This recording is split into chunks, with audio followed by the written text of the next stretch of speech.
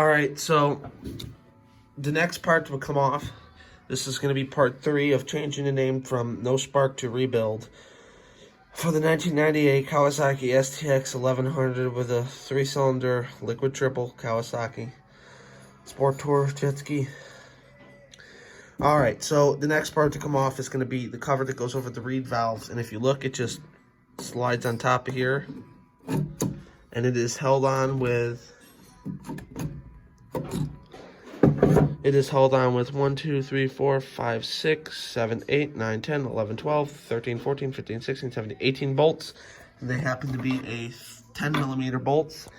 And then you can just pull this off. And then what's going to be underneath that is one of these gaskets. You pull that out. Be gentle with it. And then you have these thing in here, and these are called your reed valves. And you can go ahead and stick your finger in there and pop them out. And what's inside of there is called your reed valves. I don't know exactly what they do, but I can do some research in it and maybe let you know. So then you pull all those gaskets off.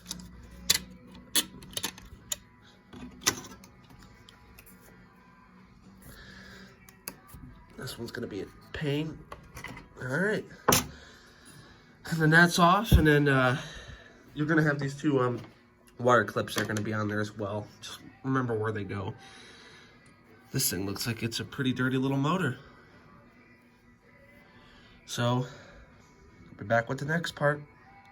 Alright, and the next part that will come off is that bottom engine mount plate, the plate that mounts to the bottom of the motor, and then that plate mounts to the hull of the jet ski. And there is 1, 2, 3, 4, 5, 6 bolts that are size. You can take them off with a, what is it? 9/16. Pulls those bolts off, and then what's left is the case, which I do believe I can pull off next. So we will see. We'll see if that comes off next. Alright, so after you pull the sump off, which is going to be this thing right here, it's what I call it. There's going to be 1, 2, 3, 4, 5, 6, 7, 8, 9, 10, 11, 12. There's going to be 12.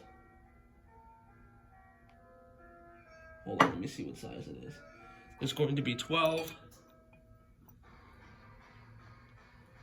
12mm bolts that pull all these out.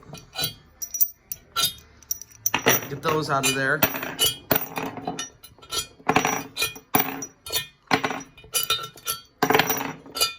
After those are out, there is going to be 1, 2, 3, 4, 5, 6, 7,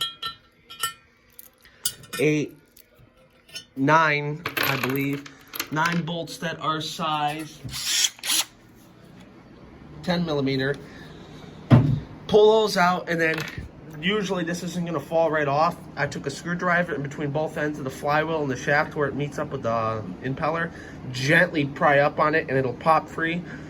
And you just pull that out, and next is going to be removing pistons. And then we should be able to drop the crank.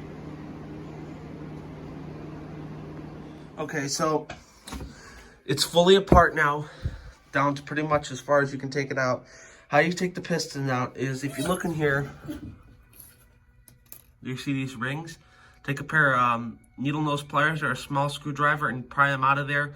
Yes, they are kind of a pain to get out of there, but they have to come out in order to get the piston out.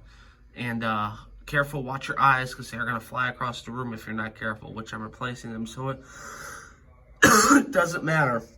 But you take that out, and then you use a socket and extension or something to push this pin out. And that's the wrist pin, and this goes in between the connecting rod and the wrist. It goes inside the connecting rod, and then the pin slides in there, and those are called roller bearings. And then here's your pistons. Piston rings, I didn't take those off yet. Now's the time you want to inspect everything you possibly can. Check bearings, like that doesn't look good. And you need to double, triple check everything. Make sure everything's in spec as to what the service manual says. Check your crank. After you get this out, the crank should pop out. As you can see, these two connecting rods spin perfectly fine. This one spins perfectly fine. This one spins fine. This one,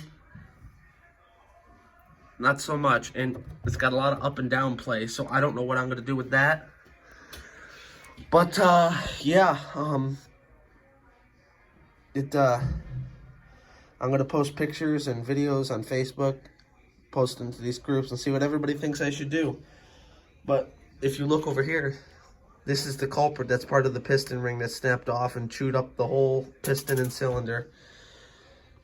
But, yeah, I don't know if it'd be cheaper for me to get another motor or have this one rebuilt, or can it be rebuilt? The biggest thing that scares me is that connecting rod, because I can't figure out how that comes off of there. So that is the big one. This, unless I get some answers as to what I'm doing, this will probably be the last video on this until it's fixed or I get a new motor. But I really need your guys' feedback on this. This is something I'm stuck on. This is the first jet ski motor that I've rebuilt, and I could really use your help on it. So please comment, rate, and subscribe. And if you think the motor's totally junk, just let me know. But I need to know. Thank you.